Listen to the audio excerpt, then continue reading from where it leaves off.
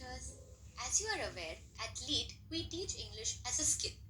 This means that we split each class into 5 components: phonics, whole words, reading and listening comprehension, grammar, and writing and speaking expression.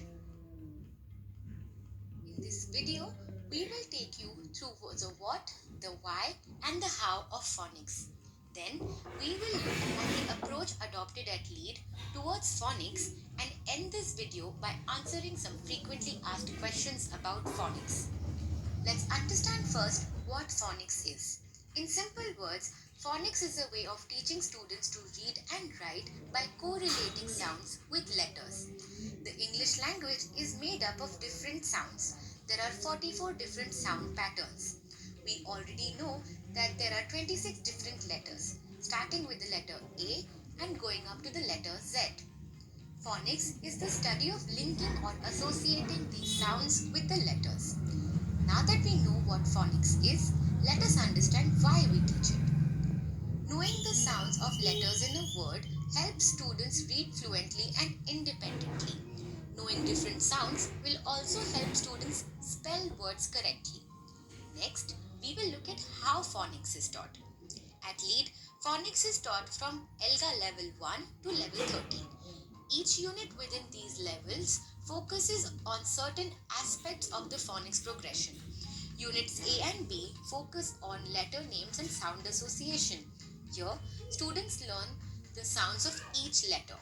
Units C, D, and E focus on 3-letter words and blends. When two consonants come together to make a sound, and in that sound of each letter can be heard, it is known as a blend. Example: blur, slur, fr. Units F, G, and H focus on digraphs, the magic E, and long vowel sounds. When two letters come together to make a sound that is different from the individual sounds, it is known as a digraph. Magic E words are those wherein the sound of the vowel in the word changes. The letter E at the end of the word becomes silent in such cases. Units I and J focus on R controlled vowels, soft C sounds, and the soft G sounds. When a vowel is followed by an R, the R changes the sound that the vowel makes. Some examples of such words are car, part, bark. When the letter C is followed by the letters I, E, or Y, the C makes the S sound. For example, city, cement. When the letter G is followed by the letters I, E, or Y, it makes the J sound. For example, gem, gym. These are the soft C and G sounds. Units K and L focus on multi-syllable words and short vowel sounds. A syllable is a sound unit consisting of a vowel, with or without a consonant right before or after it. Words that have more than 2 syllables are called multi-syllable words. Finally, Unit M focuses on silent letters and advanced sound. Silent letters are those that do not have a corresponding sound in the word. Phonics instruction usually begins with learning individual sounds of the letters. Then it moves into bringing these sounds together to pronounce the letters of a word. This is known as blending. Students also learn how to spell a word by listening to the word and breaking it down into sounds. This is known as segmenting. We have now covered how phonics is taught. Now, let us understand the LEAD approach to phonics. At LEAD, we start by introducing the sound, then explain how that sound is used in words. Students then read those words in a short passage or poem. Every ELGA class begins with a short 20-minute lesson on phonics. Phonics is only taught from units A1 to M2, which is from ELGA level 1 to level 13. This is because all different sounds and strategies get covered within these 13 levels. Post this, more focus is laid on teaching vocabulary topics. Lastly, let us see some frequently asked questions. We did not learn phonics as children, then why do our students need it?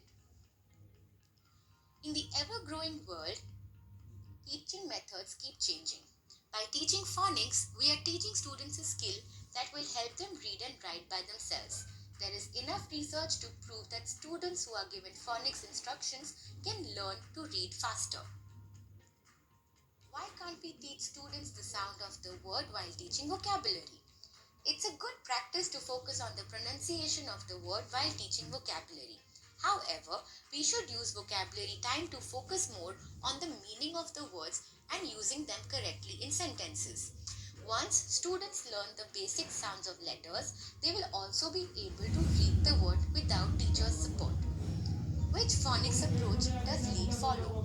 At lead, we use the synthetic phonics method. In this method, words are broken up into sounds. Students are taught these individual sounds and then they learn to blend these sounds into words. This approach is research backed and widely accepted.